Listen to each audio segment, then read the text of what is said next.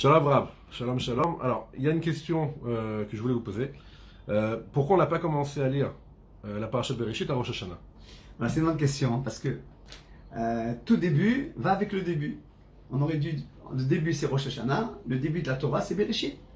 Alors, on aurait dû commencer la parasha de Bereshit le jour de Rosh Hashanah. Et surtout que dans les tfilotes de Rosh Hashanah, on dit Hayom Harat Olam. Aujourd'hui, le monde a été créé, l'homme il a été créé aujourd'hui. Et pourtant, on attend de commencer la paracha de Bereshit.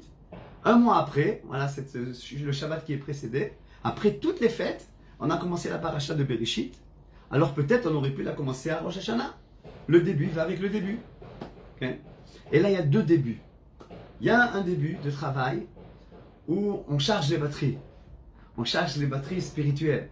Okay? On s'arme de force spirituelle, on s'arme de crainte entre Rosh Hashanah et Yom Kippourim. On s'arme d'amour entre Sukkot et jusqu'à Simchat Torah, Shmini Atzeret, etc. On s'arme aussi de notre fonction, dans notre rôle dans ce monde-là. Il y a l'admon de Slonin, qui a vécu dans notre génération.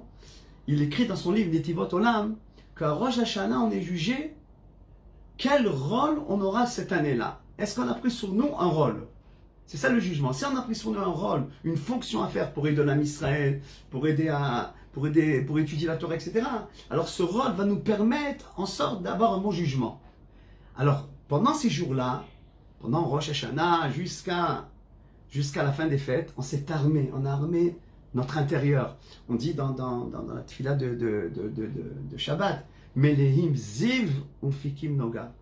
On se remplit de lumière, Melehim ziv, on se remplit de lumière, et après on sort la lumière au jour.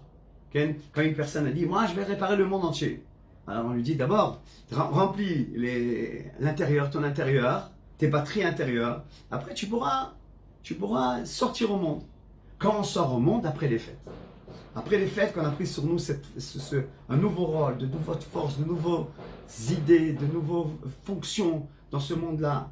Là, à ce moment-là, se dévoile notre travail. Et là, on travaille, on œuvre, bien entendu, pour améliorer nous-mêmes, mais pour aussi rapprocher la venue du Mashiach et la construction du Beth Amikdash. Alors, justement, là, par rapport à tout ce qu'on a entendu, tous les cours qu'on a entendus, il y a eu beaucoup de cours cette année, depuis des années sur le Mashiach. Les Chachamim et le Rav Mordechai Eliyahu, qu'est-ce qu'ils disaient pour rapprocher la Géoula? Qu'est-ce qui nous manque? Avec tout ce qu'on a fait, pourquoi ça n'arrive pas? Alors, le Rav Mordechai Eliyahu, notre maître, il a parlé plusieurs fois de cela, et il a amené un livre qui s'appelle Sefer Abrit. Un livre qui s'appelle Sefer Abrit. Sefer Abrit, là-bas, il pose la question et il dit, mais pourquoi le Mashiach, il ne vient pas? Il ne se dévoile pas encore. Est-ce que c'est à cause qu'il n'y a pas de Torah?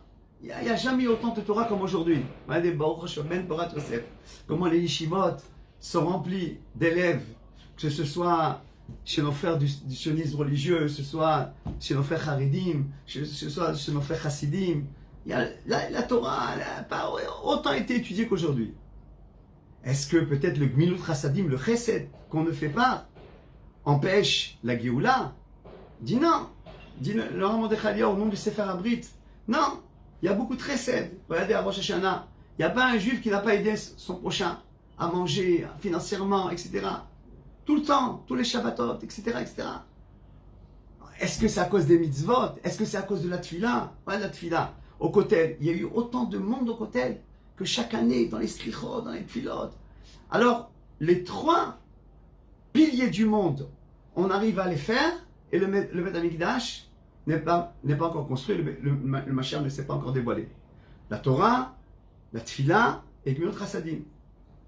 Et répond notre maître une réponse poignante, une réponse qu'on doit, mamash, que nous tous, pas seulement les Talmidei Chachamim, certainement les Talmidei Chachamim, mais toute l'âme Israël, il disait le maître comme ça, et à plusieurs reprises j'ai entendu le Rav.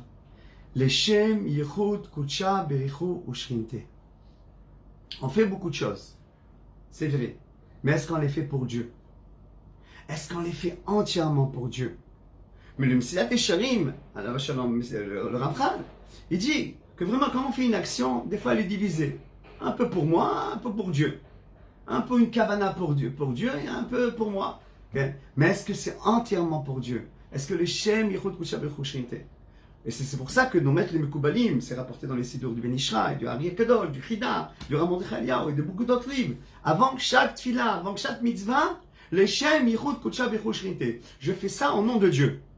Le Shem Yichud Kudsha B'Ruch Shrinte, c'est je fais ça au nom de Dieu. Ça c'est la première réponse. C'est-à-dire que toute notre kavana, il y a dans le Shulchan Aruch Siman Resh Lamed Aleph, vous regardez là-bas, le Shulchan Aruch à la Shalom dit que toute notre kavana, dans toute notre vie, doit être les Shem Shaman. Il dit le Ramon Dechaliaou, c'est ça qui empêche la Géoula de se dévoiler. J'ai une autre réponse. Une autre réponse qui complète, bien entendu, du Rabbi de Chabad, à Shalom.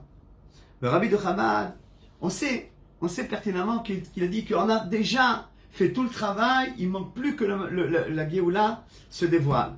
Mais j'ai entendu une vidéo du Admour Zia, ce grand tzaddik de la génération, et il disait comme ça, il a rencontré un Talmid Chacham, et il parlait de la hardout entre les chassidim et les haridim, etc., de la hardout. Et il dit, le Admour de Chabad, mamash, une vidéo qui reste entrée chez la personne tout au long de sa vie. Il dit la chose, il dit à ce Talmid Chacham, qui empêche la Géoula, c'est la hardout. C'est l'unité entre le peuple d'Israël. Voilà la deuxième réponse. Donc le Ramon Dechaliaou, il a parlé de l'Eshem Yichud Kudsha B'Ruch Shrinte.